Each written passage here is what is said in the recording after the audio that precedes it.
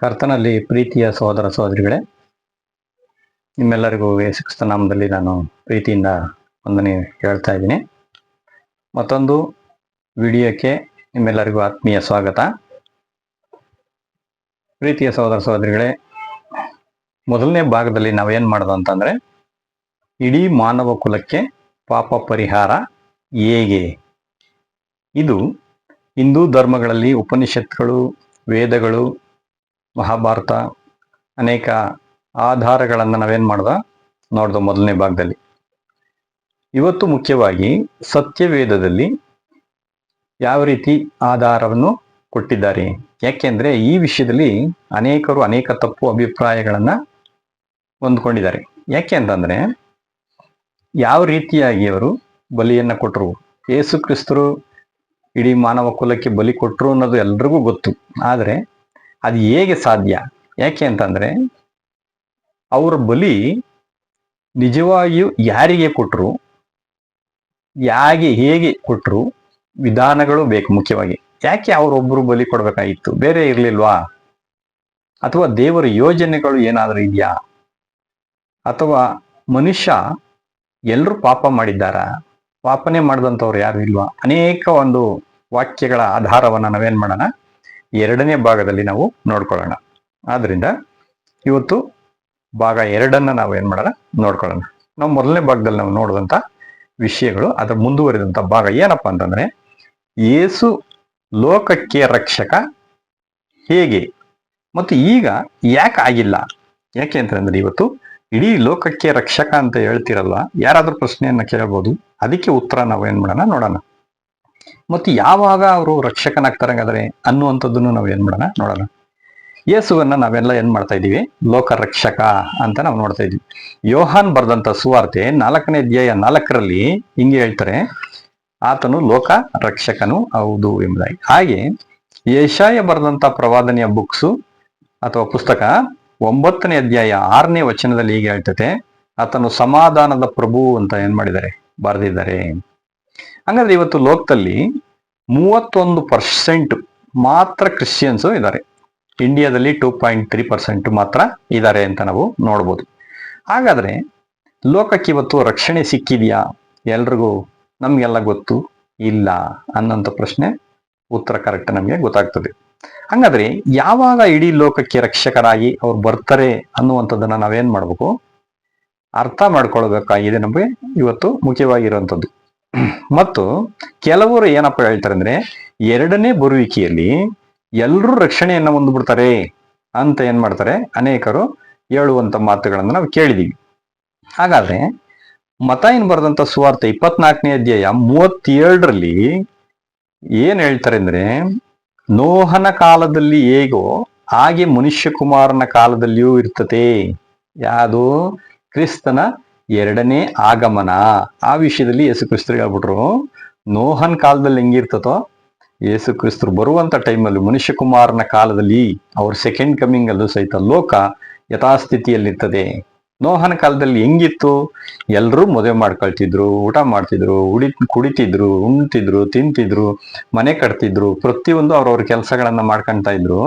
ಆದ್ರೆ ನೋಹನ ಕಾಲದಲ್ಲಿ ಆ ಟೈಮಲ್ಲಿ ಏನಾಯ್ತು, ಜಲಪ್ರಳಯ ಬಂದು ಯಾವ ಟೈಮ್ನಲ್ಲಿ ಯಾವ ಕ್ಷಣದಲ್ಲಿ ಅವ್ರನ್ನ ಬಡ್ಕೊಂಡೋಯ್ತು ಅನ್ನೋದು ನಮ್ಗೆಲ್ಲ ಗೊತ್ತು ಯಾವ ರೀತಿ. ಅದೇ ರೀತಿಯಲ್ಲಿ ಮನುಷ್ಯ ಕುಮಾರನ ಕಾಲದಲ್ಲಿ, ಅವ್ರ ಸೆಕೆಂಡ್ ಕಮಿಂಗ್ ಅಲ್ಲಿ ಲೋಕ ಅದೇ ರೀತಿ ಇರುತ್ತೆ. ಅಂದ್ರೆ ಯೇಸು ಕ್ರಿಸ್ತರು ಬರುವಂತ ಟೈಮಲ್ಲೂ ಸಹಿತ ಆ ಒಂದು ಗಳಿಗೆಗಳು, ಆ ಒಂದು ಸಮಯಗಳಲ್ಲಿ ಎಲ್ಲರೂ ರಕ್ಷಣೆಯನ್ನ ಹೊಂದಿರೋದಿಲ್ಲ ಅನ್ನುವಂಥದ್ದನ್ನ ನಾವು ಸ್ಪಷ್ಟವಾಗಿ ಅರ್ಥ ಮಾಡ್ಕೊಳ್ಬೇಕು.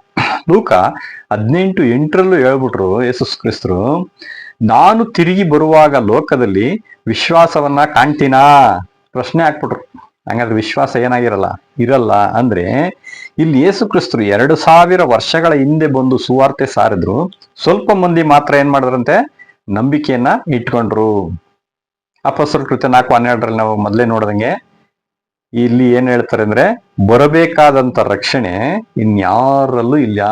ಆಕಾಶದ ಕೆಳಗೆ ಮನುಷ್ಯರಿಗೆ ಕೊಡಲ್ಪಟ್ಟಂತ ಯಾವ ಹೆಸರಿನಿಂದನೂ ಏನ್ ಮಾಡಂತೆ, ರಕ್ಷಣೆ ಸಾಧ್ಯನೇ ಇಲ್ಲ ಅನ್ಬಿಟ್ರು. ಅಲ್ಲಿಗೆ ಪುಲಿಸ್ ಸ್ಟಾಪ್, ನಾವು ಮುಂದಕ್ಕೆ ಹೋಗಂಗೆ ಇಲ್ಲ.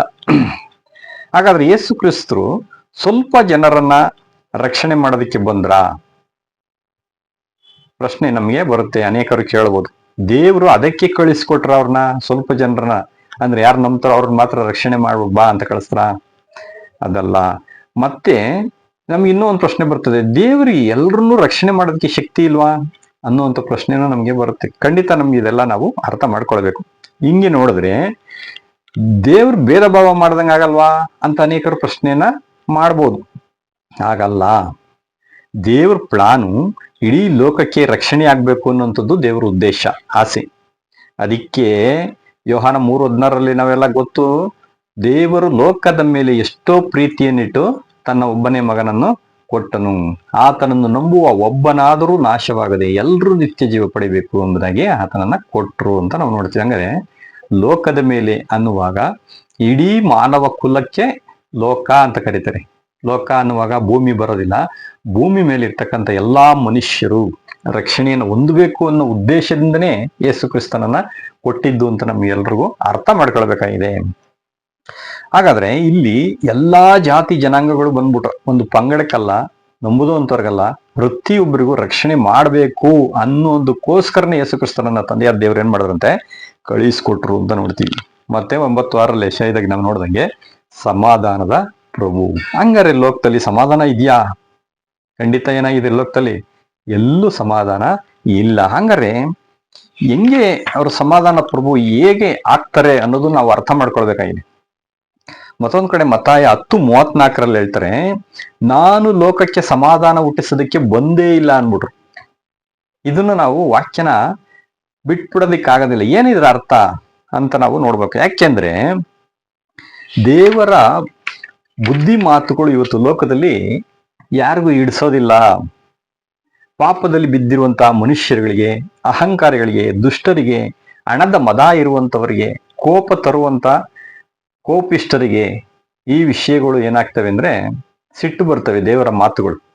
ಆದ್ರಿಂದ ಇವತ್ತು ಸತ್ಯ ಸುವಾರ್ತೆಗಳನ್ನ ಕೇಳಿದಾಗ ಏನಾಗ್ತದೆ, ಒಂದು ಮನೆಯಲ್ಲಿ ಅವರ ಮನೆಯವರೇ ಅವರಿಗೆ ವಿರೋಧಿಗಳಾಗಿ ನಿಂತ್ಕೊಂತಾರೆ ಅನ್ನೋಂಥದ್ದು ನಾವು ಈ ಮಾತಿನಲ್ಲಿ ಅರ್ಥ ಮಾಡ್ಕೊಳ್ಬೇಕು. ಹೆಂಗೆ ಅಂದ್ರೆ ತಂದೆಗೆ ಮಕ್ಕಳು ವಿರೋಧವಾಗಿ, ಅತ್ತೆಗೆ ಸೊಸೆ ವಿರೋಧವಾಗಿ, ಹೀಗೆ ಅವರವರ ಮನೆಯವರೇ ಸತ್ಯಕ್ಕೆ ಏನಾಗ್ತದಂತೆ ವಿರೋಧಿಗಳಾಗಿ ನಿಂತ್ಕೊಳ್ತಾರೆ. ಈ ಮಾತಿನ ಅರ್ಥವನ್ನ ನಾವು ಅರ್ಥ ಮಾಡ್ಕೊಳ್ಬೇಕು.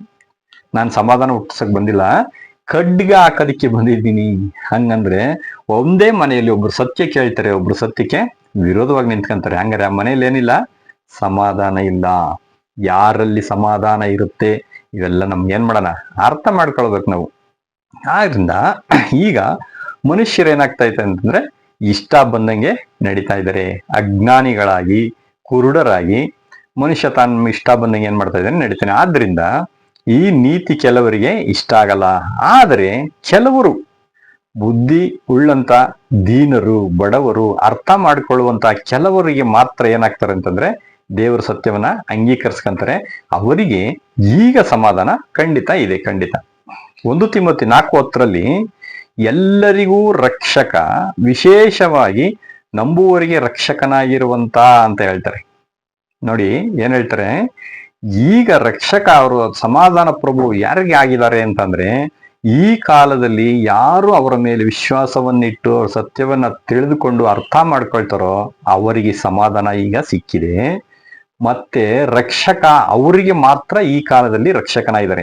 ಆದ್ರೆ ಮುಂದೆ ಬರುವಂತ ದೇವರ ರಾಜ್ಯದಲ್ಲಿ 1000 ವರ್ಷದಲ್ಲಿ ಇಡೀ ಲೋಕಕ್ಕೆ ರಕ್ಷಕನಾಗಿರ್ತಾರೆ. ಚೆನ್ನಾಗಿ ಅರ್ಥ ಮಾಡ್ಕೊಳ್ಬೇಕು ನಮ್ಗೆ. ಯೇಸು ಕ್ರಿಸ್ತರು ಯಾರಿಗೆ ರಕ್ಷಕ ಅಂದ್ರೆ ಇಡೀ ಲೋಕಕ್ಕೆ ರಕ್ಷಕ. ಹಂಗಂದ್ರೆ ಯಾವಾಗ ಅಂತಂದ್ರೆ ಫಿಲಿಪಿಯ 2:10 ಹೇಳ್ತಾರೆ, ಮುಂದಿನ ಕಾಲದಲ್ಲಿ ಸ್ವರ್ಗ, ಮರ್ತ್ಯ, ಪಾತಾಳದಲ್ಲಿರುವವರೆಲ್ಲರೂ ಯೇಸು ಕ್ರಿಸ್ತನನ್ನು ಒಡೆಯನೆಂದು ಅಂಗೀಕರಿಸಿ ತಂದೆಯಾದ ದೇವರಿಗೆ ಘನವನ್ನು ಸಲ್ಲಿಸ್ತಾರೆ. ನೋಡಿ, ಎಲ್ಲರೂ ಆಟೋಮೆಟಿಕ್ ಆಗಿ ಯೇಸು ಕ್ರಿಸ್ತನೇ ನಮ್ಮ ಒಡೆಯ, ನಮ್ಮ ಪ್ರಭು ಅಂದ್ಬಿಟ್ಟು ಲೋಕದ ಜನಗಳು ಏನ್ ಮಾಡ್ತಾರಂತೆ, ಅಂಗೀಕಾರವನ್ನ ಮಾಡ್ಕೊಳ್ತಾರೆ. ಅವಾಗ ಇಡೀ ಲೋಕಕ್ಕೆ ಸಮಾಧಾನದ ಪ್ರಭು ಮತ್ತೆ ಲೋಕ ರಕ್ಷಕ ಅನ್ನುವಂತ ಬಿರುದು ಅವಾಗ ಖಂಡಿತ ಅಪ್ಲೈ ಆಗುತ್ತೆ.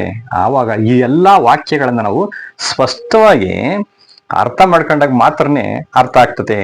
ಹಂಗಂದ್ರೆ ಯಾಕಂದ್ರೆ ಈಗ ಪಾಪಿಗಳಾಗಿ ಕೆಟ್ಟವರಾಗಿ ನಡೆಯುತ್ತಿರೋದ್ರಿಂದ ಲೋಕದಲ್ಲಿ ಏನಾಗ್ತಾ ಇದೆ ಅಂತಂದ್ರೆ ಅದರ ಪ್ರತಿಫಲವಾಗಿ ಕಾಯಿಲೆಗಳು ಮತ್ತೆ ಅನೇಕ ರೀತಿಯಲ್ಲಿ ತೊಂದರೆಗಳು, ಮತ್ತೆ ಪೊಲೀಸ್ ಕಸ್ಟಡಿಗಳು, ಜೈಲುಗಳು, ಅನೇಕ ತೊಂದರೆಗಳಲ್ಲಿ ಸಿಗಾಕೊಂಡು ಆ ಒಂದು ಪಾಪದ ಫಲವನ್ನ ಜನ ಅನುಭವಿಸ್ತಾ ಇದ್ದಾರೆ ಅಂತ ನಮಗೆ ಗೊತ್ತು. ಆದ್ರೆ ಅವರು ಸಾಯುವಾಗ ಇವುಗಳೆಲ್ಲ ನಾವು ತಪ್ಪು ಮಾಡ್ಬಿಟ್ಟು ಅಂತ ಅವ್ರಿಗೆ ರಿಯಲೈಸ್ ಆಗ್ಬಿಟ್ಟು ಏನ್ ಮಾಡ್ತಾರೆ ಅಂತಂದ್ರೆ, ದೇವರೇ ತಪ್ಪಾಯ್ತು ನಾನು ಮಾಡಿದ ಪಾಪ, ದಯವಿಟ್ಟು ನಾನು ಏನ್ ಮಾಡು ಅವಕಾಶವನ್ನ ಇನ್ನೊಂದು ಸರಿ ಕೊಡು ಅಂತ ಏನ್ ಮಾಡಿರ್ತಾರೆ. ಖಂಡಿತ ಪ್ರತಿಯೊಬ್ಬರು ದೇವ್ರ ಹತ್ರ ಪ್ರಾರ್ಥನೆ ಮಾಡಿರ್ತಾರೆ ಸಾಯುವಂತ ಟೈಮಲ್ಲಿ. ಇದನ್ನೆಲ್ಲ ದೇವ್ರಿಗೆ ಗೊತ್ತಿರಲ್ವಾ? ಖಂಡಿತ ಗೊತ್ತಿರ್ತಾರೆ. ಅದಕ್ಕೋಸ್ಕರ ಅವರಿಗೆ ಮತ್ತೊಂದು ಅವಕಾಶವನ್ನ ಇವತ್ತು ಲೋಕದಲ್ಲಿ ಯಾರ್ಯಾರಿಗೆ ಈ ಸತ್ಯವನ್ನ ಕೇಳುವಂತ ಅವಕಾಶ ಇಲ್ವೋ ಖಂಡಿತ ಅವರಿಗೊಂದು ಅವಕಾಶವನ್ನ ದೇವರು ಒದಗಿಸಿಕೊಡ್ತಾರೆ. ಅದು ದೇವರ ರಾಜ್ಯದಲ್ಲಿ ಅಂತ ನಾವು ನೋಡ್ತೀವಿ. ಆವಾಗ ಏನ್ ಮಾಡ್ತಾರೆ, 1000 ವರ್ಷದಲ್ಲಿ ಅವರು ಎಲ್ರಿಗೂ ಕಳ್ಕೊಂಡಂತ ಅವಕಾಶವನ್ನ ಇಡೀ ಮನುಕುಲಕ್ಕೆ ಎಲ್ರಿಗೂ ಕೊಟ್ಟು ಸತ್ಯವನ್ನ ತಿಳಿಯುವಂತೆ ಮಾಡ್ತಾರೆ. ಮತ್ತೆ ದೇವತೆಗಳು ಎಲ್ರು ಪ್ರತಿಯೊಬ್ಬರು ಇದನ್ನ ಅರ್ಥ ಮಾಡ್ಕೊಳ್ತಾರೆ. ಅವರು ಸಹಿತ ಪಾಪಗಳನ್ನ ಮಾಡಿದ್ದಾರೆ. ಎಲ್ಲಾ ಜನಗಳಿಗೂ ಇದು ಅರ್ಥ ಆಗಿ ಅವ್ರನ್ನ ಒಡೆಯ ರಕ್ಷಕ ಅಂತ ಏನ್ ಮಾಡ್ತಾರಂತೆ ಸ್ವೀಕಾರ ಮಾಡ್ತಾರೆ ಅಂತ ನಾವು ನೋಡ್ತೀವಿ. ರೋಮ 2ನೇ ಅಧ್ಯಾಯ 12ನೇ ವಾಕ್ಯದಲ್ಲಿ ಹೇಳ್ತಾರೆ, ಧರ್ಮಶಾಸ್ತ್ರದ ಪ್ರಕಾರ ಯೇಸು ಬರುವುದಕ್ಕೆ ಮುಂಚೆ ಇದ್ದಂತ ಜನರಿಗೆ ಧರ್ಮಶಾಸ್ತ್ರದ ಪ್ರಕಾರವಾಗಿ ಪಾಪ ಮಾಡಿದಂಥವ್ರು ಅದರ ಪ್ರಕಾರವಾಗಿ ಅವ್ರು ಏನ್ ಮಾಡ್ತಾರೆ, ತೀರ್ಪನ್ನ ಕೊಡ್ತಾರೆ ದೇವರು ಅಂತ ಹೇಳ್ತಾರೆ. ಅಂದ್ರೆ ಯಾರು ತಮ್ಮ ಹೃದಯದಲ್ಲಿ ಧರ್ಮಶಾಸ್ತ್ರದ ಪ್ರಕಾರ ನಡೀತಾರೋ ಅವ್ರಿಗೆ ಅದರ ಪ್ರಕಾರನೇ ತೀರ್ಪನ್ನ ಕೊಡ್ತಾರೆ. ಆದ್ರೆ ಧರ್ಮಶಾಸ್ತ್ರ ಕೇಳಿದ ಮಾತ್ರಕ್ಕೆ ಯಾರು ನೀತಿವಂತರು ಆಗೋದಿಲ್ಲ ಅಂತ ವಾಕ್ಯ ಹೇಳ್ತೈತಿ. ಯಾರು ಅದರ ಪ್ರಕಾರ ನಡೀತಾರೋ ಅವರೇ ನೀತಿವಂತರು. ಧರ್ಮಶಾಸ್ತ್ರ ಇಲ್ಲದಿದ್ರು ಸಹಿತ ಅದರ ಪ್ರಕಾರವಾಗಿ ಅವ್ರು ನಡೆದ್ಬಿಟ್ರೆ ಸಾಕು, ಅವ್ರನ್ನ ದೇವ್ರು ಏನ್ ಮಾಡ್ತಾರೆ, ನೀತಿವಂತರು ಅಂತ ಕನ್ಸಿಡರ್ ಮಾಡ್ತಾರೆ. ರೋಮ 2:20 ಯಾಕೆಂದ್ರೆ ನೇಮ ನಿಷ್ಠೆಗಳನ್ನ ಮಾಡ್ತೀವಿ ನಾವು, ಅದು ಮಾಡ್ತೀವಿ ಇದು ಮಾಡ್ತೀವಿ, ಅರ್ಕೆ ಹೊತ್ಕೊಂತೀವಿ, ದಾನ ಧರ್ಮ ಮಾಡ್ತೀವಿ, ಇವೆಲ್ಲ ಮಾಡ್ತೀವಿ ಅಂತ ಅಂದ್ರೆ ಅದೆಲ್ಲ ಒಳ್ಳೇದೇ. ಆದ್ರೆ ಅದರಿಂದ ಅವನು ನೀತಿವಂತ ಅನ್ನಿಸ್ಕೊಳಕ್ಕಾಗಲ್ಲ. ಯಾಕೆ ಅಂತಂದ್ರೆ ನೇಮ ನಿಷ್ಠೆಗಳು ಏನ್ ಮಾಡ್ತೀವಿ ಅಂದ್ರೆ, ಅದು ಮಾಡಿದೀವ ಇದ್ ಮಾಡಿದೀವ, ಅದು ಸರಿ ಇಟ್ಟಿದೀರಾ, ಇದು ಕರೆಕ್ಟ್ ಆಗಿದ್ಯಾ, ಪೂಜೆ ಕರೆಕ್ಟ್ ಆಗೈತಾ, ಹೂ ಕರೆಕ್ಟ್ ಆಗಿದ್ಯಾ, ಅದು ಇದು ಏನೇನೋ ನಮ್ಮ ಗಮನ ನಮ್ಮ ಮನಸ್ಸು ಏನಾಗ್ತದೆ ನೇಮ ನಿಷ್ಠೆಗಳ ಕಡೆಗೆ ಹೋಗ್ತದೆ, ದೇವರ ಕಡೆಗೆ ಬರೋದಿಲ್ಲ. ದೇವ್ರ ನೀತಿ ಅರ್ಥ ಆಗೋದಿಲ್ಲ. ದೇವ್ರು ಇವನ್ನೆಲ್ಲ ಏನಕ್ಕೆ ಮಾಡಿದ್ರು ಅನ್ನೋದು ಪ್ರತಿಯೊಂದು ಅರ್ಥ ಆಗೋದಿಲ್ಲ. ಆದ್ರಿಂದ ನೀತಿ ಕಲಿಯೋದಿಕ್ಕಾಗಲ್ಲ. ಧರ್ಮಶಾಸ್ತ್ರಗಳಿಂದ ಏನಪ್ಪ ಸಿಕ್ತು ಹಾಗಾದ್ರೆ ಅಂದ್ರೆ, ಪಾಪ ಏನು ಅನ್ನುವಂಥದ್ದು ಏನಾಯ್ತಂತೆ ಗೊತ್ತಾಗ್ಬಿಡ್ತು. ಹಾಗಾದ್ರೆ ಅವುಗಳನ್ನ ಕೈಗೊಂಡು ನಡೆದಿದ್ರೆ ಏನಾಗ್ತಿತ್ತು, ಜೀವ ಸಿಕ್ತಿತ್ತು, ನಿತ್ಯ ಜೀವ. ಆದ್ರೆ ಆಲ್ರೆಡಿ ಪಾಪದಲ್ಲಿ ಬಿದ್ದಂತ ಮನುಷ್ಯ ಅದನ್ನ ಕೈಗೊಂಡು ನಡೆಯೋದಿಕ್ಕೆ ಅವನಿಗೆ ಶಕ್ತಿ ಸಾಲಿಲ್ಲ ಅಂತ ನೋಡ್ತೀವಿ. ಆದ್ರಿಂದ ನೀತಿವಂತನು ಇರ್ಲಿಲ್ಲ ಒಬ್ರುನು. ಆದ್ರಿಂದ ಒಬ್ಬ ನೀತಿವಂತ ಹೊಸದಾಗಿ ಹುಟ್ಟಿ ಬರ್ಬೇಕಾಗಿತ್ತು ಅದನ್ನ ಫಾಲೋ ಮಾಡ್ಲಿಕ್ಕೆ, ಕೈಗೊಂಡು ನಡಿಲಿಕ್ಕೆ ಅಂತ. ಇಲ್ಲ ಅಂದ್ರೆ ಯೇಸು ಕ್ರಿಸ್ತರು ಈ ಲೋಕದಲ್ಲಿ ಬರುವಂತ ಅವಶ್ಯಕತೆನೇ ಇರ್ತಿರ್ಲಿಲ್ಲ. ಇದು ಅರ್ಥ ಮಾಡ್ಕೊಳ್ಬೇಕು. ಗಲಾತ್ಯ 2:21 ಈ ಮಾತುಗಳನ್ನ ಹೇಳ್ತಾರೆ, ಯೇಸು ಬರುವ ಅಗತ್ಯನೇ ಇರ್ಲಿಲ್ಲ ಅಂತ.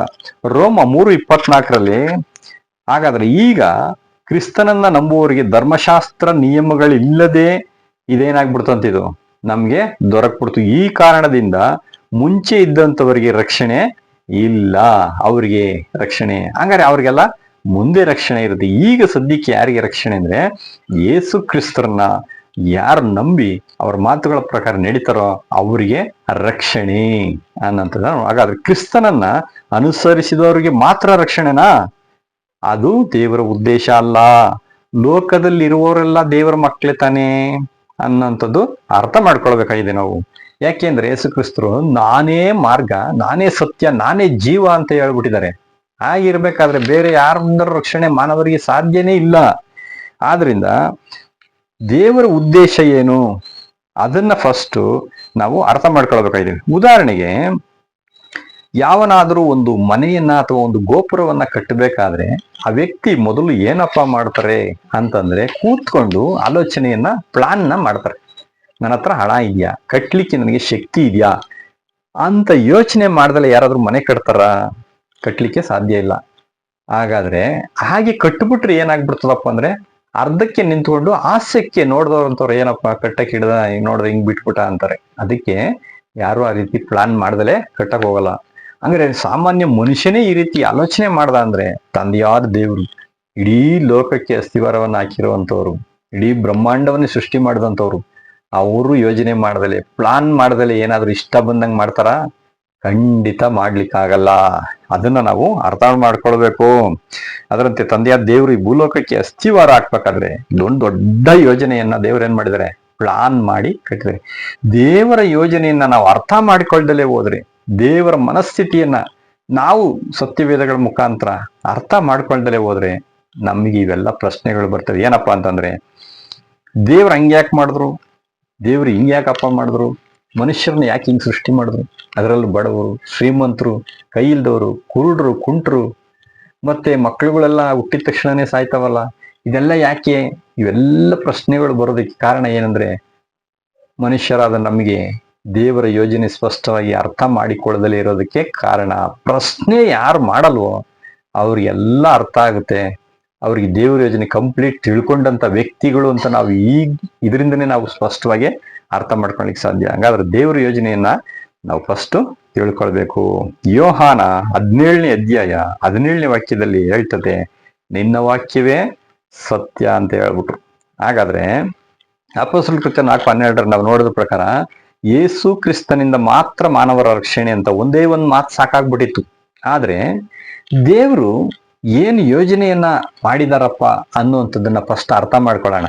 ಏನಪ್ಪಾ ಅಂದ್ರೆ, ದೇವರು ನಮಗೆ 66 ಪುಸ್ತಕಗಳನ್ನ ಬೈಬಲ್ ಅಲ್ಲಿ ಏನ್ ಮಾಡಿದ್ದಾರೆ? ಕೊಟ್ಟಿದ್ದಾರೆ. ಯಾಕೆ 66 ಪುಸ್ತಕಗಳನ್ನ ನಮ್ಮ ಕೈ ಕೊಟ್ರು ಅನ್ನೋಂಥ ಪ್ರಶ್ನೆ ಬರ್ತದೆ. ಉದಾಹರಣೆಗೆ ಸ್ಕೂಲಲ್ಲಿ ಮಕ್ಕಳಿಗೆ ಒಂದು 200 ಪೇಜ್ನ ಬುಕ್ಸ್ ಅನ್ನ ಕೊಡ್ತಾರೆ. ಕೊಟ್ಬಿಟ್ಟು 1 ವರ್ಷ ಅವ್ರಿಗೆ ಏನ್ ಮಾಡಕ್ಕೆ ಓದ್ಕೊಂಡು ಕೊನೆ ಎಕ್ಸಾಮ್ ನಲ್ಲಿ ಏನ್ ಮಾಡ್ತಾರೆ? ಬರೀ ಒಂದು 20-30 ಪ್ರಶ್ನೆಗಳನ್ನ ಕೇಳ್ತಾರೆ. ಯಾಕೆ? ಆ 20-30 ಪ್ರಶ್ನೆ ಕೊಟ್ಟು ಅದಕ್ಕೆ ಉತ್ತರನ ನೀವು ಬಯಾಟ್ ಮಾಡಿ ಬರೆದ್ಬಿಡ್ರಿ ಅಂತ ಕೊಟ್ಟಿದ್ರೆ ಸಾಕಾಗ್ತಿತ್ತಲ್ವ್ರ? ಅದಲ್ಲ. ಯಾಕಪ್ಪ ಅಂತಂದ್ರೆ, ಸರ್ಕಾರದ ಯೋಜನೆಗಳು ಮನುಷ್ಯರು ಏನಕ್ಕೆ ಆ ತರ ಮಾಡಿದ್ದಾರೆ ಲೋಕದಲ್ಲಿ ಅಂತಂದ್ರೆ, ಆ 200 ಪೇಜಿನ ಬುಕ್ಸ್ ನಲ್ಲಿ ಇರ್ತಕ್ಕಂಥ ವಿಷಯಗಳು, ಅನೇಕ ದೊಡ್ಡ ದೊಡ್ಡ ವ್ಯಕ್ತಿಗಳು, ಮಹನೀಯರುಗಳು, ಇವರ ವಿಷಯಗಳನ್ನ ಅರ್ಥ ಮಾಡಿಕೊಂಡು ಇವ್ರ ಜೀವನದಲ್ಲಿ ಹೆಂಗೆ ಮುಂದೆ ಬಂದ್ರು, ಯಾವ ರೀತಿಯಾಗಿ ತಮ್ಮ ಜೀವನವನ್ನ ಸೊಗಸಾಗಿ ಉತ್ತಮವಾದ ರೀತಿಯಲ್ಲಿ ಬೆಳೆಸ್ಕೊಂಡ್ರು, ಕಟ್ಟಿಕೊಂಡ್ರು, ಅದಕ್ಕೆ ಏನೇನು ಅಡ್ಡಿಗಳು ಆತಂಕಗಳು ಬಂದು ಅದನ್ನೆಲ್ಲ ಯಾವ ರೀತಿ ನಿವಾರಣೆ ಮಾಡಿ ಅವ್ರು ಬೆಳೆದ್ರು ಅನ್ನೋಂಥದ್ದು ಅರ್ಥ ಮಾಡಿಕೊಂಡು ಅವನು ಮುಂದೆ ಜೀವನವನ್ನ ಸುರಕ್ಷಿತವಾಗಿ, ಸುಗಮವಾಗಿ, ಸುಲಲಿತವಾಗಿ ಕಟ್ಟಿಕೊಂಡ್ಲಿ, ಸಂಸಾರವನ್ನ ಅಥವಾ ಕುಟುಂಬವನ್ನ ಕಟ್ಟಿಕೊಂಡು ಸುಖವಾಗಿ ಇರ್ಲಿ ಅನ್ನುವಂಥ ಉದ್ದೇಶಕ್ಕೋಸ್ಕರ 1 ವರ್ಷವೆಲ್ಲ ಆ ಪಾಠವನ್ನ ಓದ್ಲಿಕ್ಕೆ ಸರ್ಕಾರ ಅಪ್ಪಣೆಯನ್ನ ಕೊಟ್ಟಿದೆ ಅಂತ ನಾವು ನೋಡ್ತೀವಿ. ಅದೇ ರೀತಿಯಲ್ಲಿ ತಂದೆಯಾದ ದೇವರು ಸಹಿತ 66 ಪುಸ್ತಕಗಳನ್ನ ನಮ್ಮ ಕೈಗೆ ಕೊಟ್ಟಿರುವಂತ ಉದ್ದೇಶ ಏನಕ್ಕೆ ಅಂತಂದ್ರೆ, 66 ಪುಸ್ತಕಗಳಲ್ಲಿರುವಂತ ಅನೇಕ ಭಕ್ತರ ಜೀವಿತವನ್ನ ಅರ್ಥ ಮಾಡಿಕೊಂಡು ಆ ಭಕ್ತರುಗಳು ಹೆಂಗೆ ಬಾಳಿದ್ರು, ಯಾವ ರೀತಿಯಲ್ಲಿ ಕಷ್ಟ, ದುಃಖ, ಚಿಂತೆಗಳನ್ನ, ಸಮಸ್ಯೆಗಳನ್ನ, ಪರಿಸ್ಥಿತಿಗಳನ್ನ ಎದುರಿಸಿ ಅವರು ಜಯಶಾಲಿಗಳಾದ್ರು ಅನ್ನುವಂತಹ ವಿಷಯಗಳನ್ನ ನಾವು ತಿಳ್ಕೊಂಡು ನಮ್ಮ ಜೀವಿತವನ್ನ ಸುಗಮವಾಗಿ, ಸುಖವಾಗಿ ನಾವು ಅಥವಾ ಪರಲೋಕದಲ್ಲಿ ಸೇರ್ಬೇಕು ಅನ್ನೋಂಥ ವಿಷಯನ ಅರ್ಥ ಮಾಡ್ಕೊಳ್ಬೇಕು ಅಂದ್ರೆ ಇಡೀ 66 ಪುಸ್ತಕಗಳನ್ನ ನಾವು ಓದ್ಬೇಕು ಅನ್ನುವಂಥದ್ದು ದೇವರ ಯೋಜನೆ. ಇದನ್ನ ಅರ್ಥ ಮಾಡಿಕೊಂಡ್ರೆ ನಾವು ಪರಲೋಕಕ್ಕೆ ಹೋಗಿ ಸುಖವಾಗಿರ್ಲಿಕ್ಕೆ ಸಾಧ್ಯ ಆಗ್ತದೆ. ನಾವು ಪಾಪ ಮಾಡದಲೆ ಯಾವ ರೀತಿ ಪಾಪ ಮಾಡಿ ಬಿದ್ದೋದ್ರು ಅನ್ನುವಂಥ ವಿಷಯಗಳೆಲ್ಲ ನಾವು ಇದರಿಂದ ಅರ್ಥ ಮಾಡ್ಕೊಳ್ಬಹುದು. 66 ಪುಸ್ತಕಗಳನ್ನು ಓದಿದಾಗ ಮಾತ್ರನೇ ಇದೆಲ್ಲ ನಮ್ಗೆ ಏನಾಗ್ತದೆ? ಅರ್ಥ ಮಾಡ್ಕೊಳ್ಲಿಕ್ಕೆ ಸಾಧ್ಯ ಆಗ್ತದೆ. ಮತ್ತು ಲೋಕದಲ್ಲಿ ಈಗ ಒಂದು 80%, 90%, 100% ಮಾರ್ಕ್ಸ್ ತೆಗೆದ್ಬಿಟ್ರೆ ಅವರು ಅನೇಕ ದೊಡ್ಡ ದೊಡ್ಡ ಹುದ್ದೆಗಳನ್ನ ಅಲಂಕಾರ ಮಾಡ್ತಾರೆ. ಅದೇ ರೀತಿಯಲ್ಲಿ ಸತ್ಯವೇದದಲ್ಲಿ ಸರಿಯಾದ ರೀತಿಯಲ್ಲಿ ಕ್ರಿಸ್ತನನ್ನ, ತಂದೆಯ ದೇವರನ್ನ ತಿಳ್ಕೊಂಡು ಆತನ ಗುಣಲಕ್ಷಣಗಳನ್ನ ನಾವು 100% ಬೆಳೆಸ್ಕೊಳ್ಳೋದೇ ಆದ್ರೆ ಪ್ರೀತಿ, ನಂಬಿಕೆ, ವಿಧೇಯತೆ, ತಾಳ್ಮೆ, ಕ್ಷಮೆ, ದಮೆ, ಪರಿಶುದ್ಧತೆಯಲ್ಲಿ ನಾವು 100% ಯಾರು ನಡೀತಾರೋ ಅವ್ರಿಗೂ ಸಹಿತ ತಂದೆಯಾದ ದೇವರು ತನ್ನ ಮಗನ ಜೊತೆಯಲ್ಲಿ ಒಂದು ಕುಟುಂಬವಾಗಿ ಅವ್ರನ್ನ ಸಹಿತ ಸೇರಿಸ್ಬೇಕು. ಯಾರು 100% ರೀಚ್ ಮಾಡ್ತಾರೋ, ಇದನ್ನ ಗುಣಲಕ್ಷಣಗಳನ್ನ ಕಂಪ್ಲೀಟ್ ಬೆಳೆಸ್ಕೊಂತಾರೋ ಅವ್ರಿಗೆ ತನ್ನ ಮಗನ ಜೊತೆಯಲ್ಲಿ ಸಿಂಹಾಸನವನ್ನ ಕೊಡ್ತೇನೆ ನಾನು. ನೀವು ಲೋಕದಲ್ಲಿ ಏನ್ ಮಾಡಿ, ಲೋಕವನ್ನ 1000 ವರ್ಷ ಆಳ್ವಿಕೆನ ಮಾಡಿ ಅಂತ ಹೇಳಿ ನಮಗೆ ಕೊಡ್ತಾರೆ. ಅದೇ ರೀತಿಯಲ್ಲಿ 70-80% ತೆಗೆದ್ರೆ ಅವರಿಗೆ ಸಿಗುವಂತ ಅರ್ಹತೆಗಳು ಅವರವರ ಯೋಗ್ಯತೆಗಳಿಗೆ ಅನುಸಾರವಾಗಿ ಇರ್ತದೆ ಅಂತ ನಾವೇನ್ ಮಾಡ್ತೀವಿ ನೋಡ್ತೀವಿ. ಆದ್ರೆ ತಂದೆಯಾದ ದೇವರು ಅವ್ರ ಪ್ಲಾನ್ ಏನಪ್ಪಾ ಅಂದ್ರೆ, ಇಡೀ ದೇವರ ಯೋಜನೆಯನ್ನು ಅರ್ಥ ಮಾಡಿಕೊಂಡು 100% ನಾವು ದೇವರ ಗುಣಲಕ್ಷಣಗಳನ್ನು, ಕ್ರಿಸ್ತನ ಗುಣಲಕ್ಷಣಗಳನ್ನ ಬೆಳೆಸ್ಕೊಳ್ಳದೆ ಆದ್ರೆ ಈ ಲೋಕವನ್ನ ನ್ಯಾಯಾಧಿಪತಿಗಳಾಗಿ, ರಾಜರಾಗಿ, ಅರಸುಗಳಾಗಿ ಆಳ್ವಿಕೆ ಮಾಡುವಂತ ಒಂದು ಗುಂಪನ್ನ ರೆಡಿ ಮಾಡಬೇಕು ಅನ್ನುವಂಥದ್ದೇ ಅವರ ಮುಖ್ಯ ಉದ್ದೇಶವಾಗಿದೆ. ಇದು ದೇವರ ದೊಡ್ಡ ಯೋಜನೆ. ಇದನ್ನ ನಾವು ಅರ್ಥ ಮಾಡ್ಕೊಳ್ಬೇಕು, ದೇವರ ಪ್ಲಾನ್ ಅನ್ನ. ಉಳಿದವರನ್ನ ಅವರವರ ಅರ್ಹತೆಗಳಿಗೆ ತಕ್ಕ ದೇವರ ಪ್ರತಿಫಲವನ್ನ ಏನ್ ಮಾಡ್ತಾರೆ, ಕೊಡ್ತಾರೆ ಅಂತ ನಾವು ಯೋಚನೆ ಮಾಡ್ಬೇಕಾಯ್ತೆ. ಆದ್ರೆ ಎಲ್ಲಾರನ್ನು ನಾನು ಪರಲೋಕಕ್ಕೆ ಕರ್ಕೊಂಡು ಹೋಗ್ತೀನಿ ಅಂತ ಎಲ್ಲೂ ವಾಕ್ಯ ಹೇಳಿಲ್ಲ. ಅದನ್ನು ನಾವು ಸ್ಪಷ್ಟವಾಗಿ ಅರ್ಥ ಮಾಡ್ಕೊಂಬೋದು. ಸತ್ಯವೇದವನ್ನ ಸರಿಯಾಗಿ ಅರ್ಥ ಮಾಡ್ಕೊಂಡಿಲ್ಲ ಅಂತಂದ್ರೆ ತುಂಬಾ ದುಃಖ ಅನುಭವಿಸ್ಬೇಕಾಗುತ್ತೆ ಕೊನೆಯಲ್ಲಿ. ಅಯ್ಯೋ ನಾನು ಪ್ರಾರ್ಥನೆ ಹೋದೆ, ಅಯ್ಯೋ ನಾನು ಎಲ್ಲ ಇದ್ ಮಾಡಿದೆ, ಅದು ಮಾಡಿದೆ, ಆದ್ರೆ ನನಗೆ ದೇವ್ರು ಮೋಸ ಮಾಡ್ಬಿಟ್ರು ಅನ್ನೋಂಥದನ್ನ ಹೇಳೋಬಾರ್ದು. ಅದಕ್ಕೋಸ್ಕರ ದೇವರ ಯೋಜನೆಯನ್ನ ಫಸ್ಟ್ ಅರ್ಥ ಮಾಡ್ಕೊಳ್ಬೇಕು ಅಂತ ನಾವು ನೋಡ್ತೀವಿ. ಆದ್ರೆ ಈ ಒಂದು ಪರಲೋಕಕ್ಕೆ ಎಷ್ಟು ಜನ ಹೋಗ್ತಾರೆ, ಒಂದು ನಿರ್ದಿಷ್ಟವಾದಂತ ಒಂದು ಜನ ಸಂಖ್ಯೆ ಏನಂತದ್ದು ಸತ್ಯವೇದದಲ್ಲಿ ಕೊಟ್ಟಿದೆ. ಅದು ನಾವು ಮುಂದಿನ ಪಾಠಗಳಲ್ಲಿ ನಾನು ಅದನ್ನ ಹೇಳಲಿಕ್ಕೆ ಇಷ್ಟಪಡ್ತೀನಿ. ಈ ಕಾರಣದಿಂದ ಒಬ್ಬೊಬ್ಬ ವಿಶ್ವಾಸಿಗಳಿಗೂ ಲೋಕದವರಿಗೂ ಅವರವರ ಕೃತ್ಯಗಳಿಗೆ ಫಲವನ್ನು ಕೊಡ್ತಾರೆ. ರಾಜರೇ ಬೇರೆ ಇರ್ತಾರೆ, ಅಧಿಕಾರಿಗಳೇ ಬೇರೆಯಾಗಿರ್ತಾರೆ, ಮಧ್ಯಸ್ಥಕರೇ ಬೇರೆಯಾಗಿರ್ತಾರೆ, ಪ್ರಜೆಗಳೇ ಬೇರೆ ಬೇರೆಯಾಗಿ ಇರ್ತಾರೆ. ಈ ರೀತಿ ಯಾರ್ಯಾರು ಯಾವ ಯಾವ ಹಂತಗಳಲ್ಲಿ ಇರ್ತಾರೆ, ಸೇರ್ತಾರೆ ಅನ್ನುವಂಥದ್ದು ಅವರವರಿಗೆ ಬಿಟ್ಟಂತ ವಿಷಯ. ನಾವು ಯಾವ ರೀತಿಯಲ್ಲಿ ಬೆಳೆಸ್ಕೊಳ್ತೀವೋ, ಒಳ್ಳೇದನ್ನ ಕಲ್ತ್ಕೊಳ್ತೀವೋ, ಒಳ್ಳೆ ರೀತಿಯಲ್ಲಿ ನಡಿತೀವೋ, ಪರಿಶುದ್ಧತೆಯಲ್ಲಿ ಮುಂದೆ ಬರ್ತೀವೋ ಅದರಿಗೆ ತಕ್ಕನಾಗಿ ದೇವರು ಏನ್ ಮಾಡ್ತಾರಂತೆ, ಪ್ರತಿಫಲವನ್ನ ಕೊಡ್ತಾರೆ ಅಂತ ನಾವು ನೋಡೋದು. 1 ತಿಮೋಥಿ 4ನೇ ಅಧ್ಯಾಯ 10ನೇ ವಾಕ್ಯದಲ್ಲಿ ಹೇಳ್ತಾರೆ, ಎಲ್ಲಾ ಮನುಷ್ಯರಿಗೂ ರಕ್ಷಣೆ, ಆದ್ರೆ ಈಗ ಯಾರು ನಂಬ್ತಾರೋ ಅವ್ರಿಗೆ ಮಾತ್ರ ರಕ್ಷಣೆ ಅಂತಂದ್ರೆ ಮುಂದಿನ 1000 ವರ್ಷದಲ್ಲಿ ಎಲ್ಲರಿಗೂ ದೇವರು ಏನ್ ಮಾಡ್ತಾರಂತೆ, ಮರಣದಿಂದ ಎಬ್ಬಿಸಿ ಸತ್ಯವನ್ನ ಕೊಟ್ಟು ರಕ್ಷಕ ಎಂಬುದಾಗಿ ಅನಿಸಿಕೊಳ್ತಾರೆ. ಆದರೆ ಕ್ರೈಸ್ತರಾದ ನಾವು ಕ್ರಿಶ್ಚಿಯನ್ರಿಗೆ ಮಾತ್ರ ರಕ್ಷಣೆ ಅಂತ ಹೇಳ್ತೀವಿ. ಅದು ದೊಡ್ಡ ತಪ್ಪಾಗ್ತದೆ. ಯಾಕೆಂದ್ರೆ ಅವರಿಗೆ ಮಾತ್ರ ರಕ್ಷಣೆ ಅಲ್ಲ, ಈ ತರ ವಾಕ್ಯಗಳು ಎಲ್ಲೂ ಇಲ್ಲ. ಇಡೀ ಮಾನವ ಕುಲಕ್ಕೆ ಎಲ್ಲರಿಗೋಸ್ಕರ ತನ್ನ ಪ್ರಾಣವನ್ನು ಒಪ್ಪಿಸಿಕೊಟ್ರು. ಅನೇಕ ವಾಕ್ಯಗಳನ್ನ ನಾವು ನೋಡ್ತೀವಿ. ನೋಡಿ, 1 ತಿಮೋಥಿ 2ನೇ ಅಧ್ಯಾಯ 3-6 ನಾವು ನೋಡ್ಬೇಕಾದ್ರೆ ಎಲ್ಲಾ ಮನುಷ್ಯರು ರಕ್ಷಣೆಯನ್ನು ಹೊಂದಿ ಸತ್ಯದ ಜ್ಞಾನಕ್ಕೆ ಬರ್ಬೇಕು. ಇದು ದೇವರ ಚಿತ್ತ. ಇದೆಲ್ಲ ನಾವು ತಿಳ್ಕೊಳ್ದಲೆ ಯಾರು ನಂಬ್ತಾರೋ ಅವ್ರಿಗೆ ರಕ್ಷಣೆ, ಯಾರು ವಿರೋಧ ಮಾಡ್ತಾರೋ ಅವ್ರನ್ನ ನರಕಕ್ಕೆ ಹಾಕ್ತಾರೆ ಅನ್ನುವಂಥದ್ದು ಇದು ಬೈಬಲ್ಗೆ, ಸತ್ಯವೇದಕ್ಕೆ ವಿರುದ್ಧವಾದಂತ ಮಾತುಗಳಾಗ್ಬಿಡ್ತದೆ. ಲೋಕದ ಮೇಲೆ ಎಷ್ಟೋ ಪ್ರೀತಿಯನ್ನಿಟ್ಟು ತನ್ನ ಮಗನನ್ನ ಕೊಟ್ಟಿರುವಂಥದ್ದು, ಇಡೀ ಲೋಕದ ಮೇಲೆ ಒಂದು ಜಾತಿ, ಒಂದು ಪಂಗಡಕ್ಕೆ ಅಥವಾ ಕ್ರಿಶ್ಚಿಯನ್ರಿಗೆ ಅಂತ ಬೈಬಲ್ ಅಲ್ಲಿ ಎಲ್ಲೂ ಇಲ್ಲ. ನಾವು ಮಾಡ್ಕೊಂಡಿರುವಂತ ಜಾತಿ ಮತಗಳು ಅಷ್ಟೇ. ಇಡೀ ಮಾನವ ಕುಲಕ್ಕೆ, ಇಡೀ ಬ್ರಹ್ಮಾಂಡಕ್ಕೆ ತಂದೆಯಾದ ಒಬ್ಬನೇ ದೇವರು, ಒಬ್ಬರೇ ರಕ್ಷಕ ಅಂತ ದೇವ್ರು ಪ್ಲಾನ್ ಮಾಡಿರುವಾಗ ಇವೆಲ್ಲ ನಾವು ಸರಿಯಾದ ರೀತಿಯಲ್ಲಿ ಅರ್ಥ ಮಾಡ್ಕೊಳ್ಬೇಕು. ಈಗ ಲೋಕದಲ್ಲಿ ಪಾಪ ಹೇಗೆ ಬಂತು ಅನ್ನುವಂಥದ್ದನ್ನ ನಾವು ಏನ್ ಮಾಡ್ಬೇಕು, ಫಸ್ಟ್ ಅರ್ಥ ಮಾಡ್ಕೊಳ್ಬೇಕು. ಪಾಪ ಫಸ್ಟ್ ಯಾವ ರೀತಿಯಲ್ಲಿ ಬಂತು ಅನ್ನುವಂಥದ್ದು.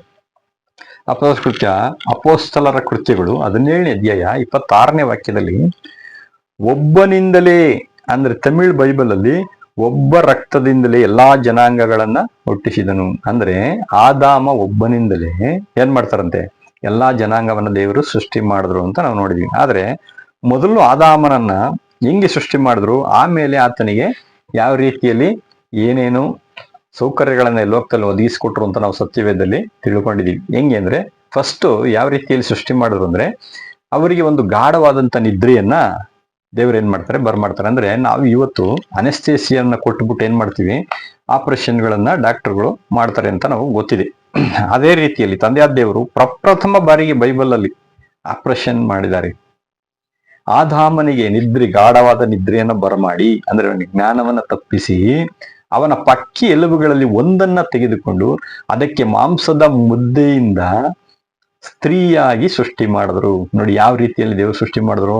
ಅನೇಕ ವಿಜ್ಞಾನಿಗಳು, ಸತ್ಯವೇದವನ್ನ ತಿಳಿಯದಂತ ದೊಡ್ಡ ದೊಡ್ಡ ವ್ಯಕ್ತಿಗಳು ಮಂಗನಿಂದ ಮಾನವ ಆದ ಅಂತ ಏನ್ ಮಾಡ್ತಾರೆ, ಹೇಳ್ತಾರೆ. ಮಂಗನಿಂದ ಮಾನವ ಆದ ಅಂತ ಒಪ್ಪುಗಳದಾದ್ರೆ ಇವತ್ತು ಲೋಕ ಎಷ್ಟು ಮುಂದುವರೆದಿದೆ. ಈಗಿರುವಂತ ಮಂಗಗಳು ಯಾಕೆ ಅವರು ಮುಂದೆ ಏನೋ ಒಂದು ವಿಕಾಸವಾಗ್ಲಿಲ್ಲ, ಏನಾದ್ರೂ ಒಂದು ಆಗ್ಬೇಕಾಗಿತ್ತಾನೆ ಮಂಗಗಳು. ಇದೆಲ್ಲ ದೇವರ ಯೋಜನೆಗೆ ವಿರುದ್ಧವಾದದ್ದು, ಸತ್ಯಕ್ಕೆ ವಿರುದ್ಧವಾದಂಥದ್ದು. ಬರೀ ಕಲ್ಪನೆ ಮಾತುಗಳಷ್ಟೇ, ಕಲ್ಪನಾ ಕಥೆಗಳಾಗ್ಬಿಡ್ತವೆ. ಸತ್ಯವೇದ ಯಾವತ್ತೂ ಇದನ್ನ ಒಪ್ಪೋದಿಲ್ಲ. ಒಬ್ಬನಿಂದಲೇ ಇಡೀ ಮಾನವ ಜನಾಂಗವನ್ನ ಸೃಷ್ಟಿ ಮಾಡಿದರೆ ಅಂದ್ರೆ ಅವನ ಪಕ್ಕಿ ಎಲುಬುಗಳಲ್ಲಿ ಒಂದನ್ನು ತೆಗೆದು ನೆಗೆಟಿವ್ ಸೃಷ್ಟಿ ಮಾಡಿ ಏನ್ ಮಾಡಿದ್ರು, ಆ ಒಂದು ಸ್ತ್ರೀಯನ್ನ, ಅವಳನ್ನ ಉಂಟು ಮಾಡಿದ್ರು. ಮೊದಲು ಆ ಒಂದು ಗಂಡಸಿನಲ್ಲಿ ಏನೇನು ಗುಣಲಕ್ಷಣಗಳಿದ್ದು ಅಂತಂದ್ರೆ ಎಲ್ಲಾ ಗುಣಗಳು ಒಬ್ಬನಲ್ಲೇ ಇದ್ದು.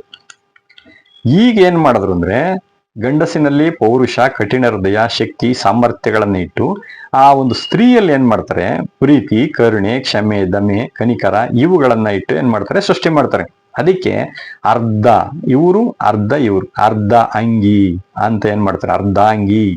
ಮತ್ತೆ ಆ ಒಂದು ನರ, ಮನುಷ್ಯ ಅಂದ್ರೆ ನರನಿಂದ ಉತ್ಪತ್ತಿಯಾದ ಕಾರಣ ನಾರಿ ಅಂತ ಎನಿಸಿಕೊಳ್ಳುಗಳು ಅಂತ ಏನ್ ಮಾಡ್ತಾರೆ, ಸತ್ಯವೇದದಲ್ಲಿ ನಮಗೆ ಸ್ಪಷ್ಟವಾಗಿ ಹೇಳ್ತಾರೆ.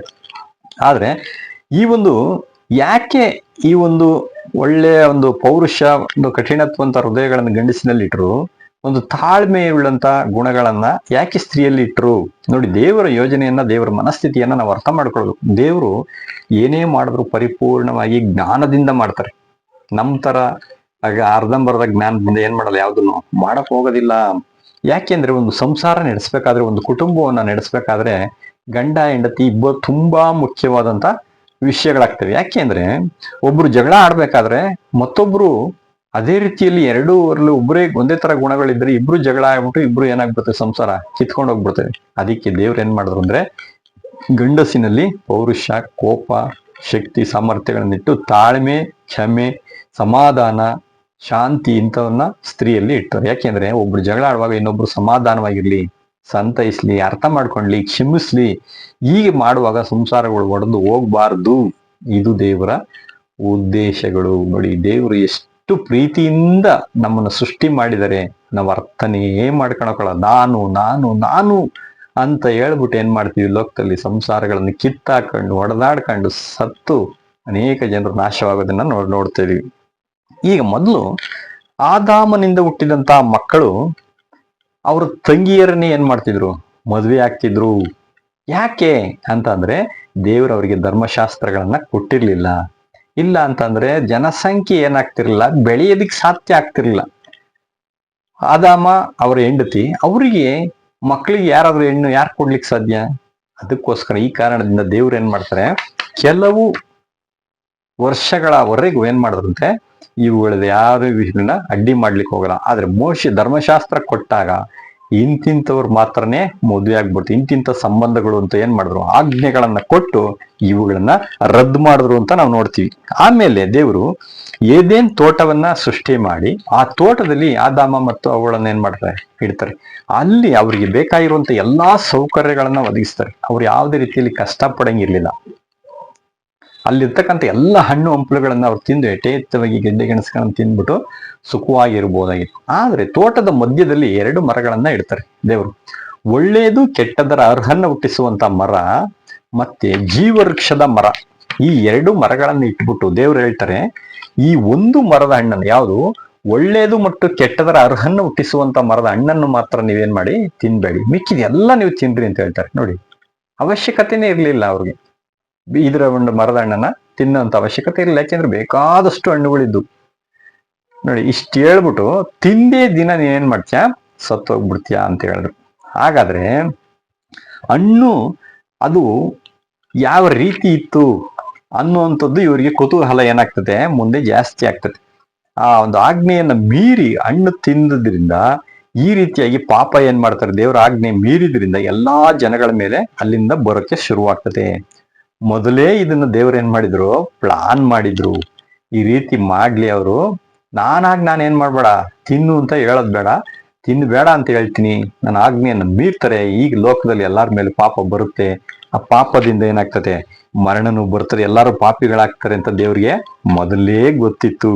ಇದನ್ನ ರೋಮಪುರದಲ್ಲಿ ಬರೆದಂತ ಪತ್ರಿಕೆ 5ನೇ ಅಧ್ಯಾಯ 12ನೇ ವಾಕ್ಯದಲ್ಲಿ ಪೌಲರು ಹೇಳ್ತಾರೆ, ಒಬ್ಬ ಮನುಷ್ಯನಿಂದಲೇ ಪಾಪವು, ಪಾಪದಿಂದ ಮರಣವು ಲೋಕದೊಳಗೆ ಸೇರ್ಕೊಂಡ್ರು. ಎಲ್ಲರೂ ಪಾಪ ಮಾಡಿದ್ದರಿಂದ ಎಲ್ಲರಲ್ಲಿಯೂ ಮರಣ ಏನಾಯ್ತಂತೆ, ವ್ಯಾಪಿಸ್ಬಿಡ್ತು ಅಂತ ಹೇಳ್ತಾರೆ. ನೋಡ್ರಿ, ದೇವ್ರು ಯಾವ ರೀತಿಯಾಗಿ ಯೋಜನೆಗಳನ್ನ ಮಾಡ್ತಾರೆ ಅನ್ನುವಂಥದ್ದನ್ನ ನಾವು ಅರ್ಥ ಮಾಡ್ಕೊಳ್ಬೇಕು.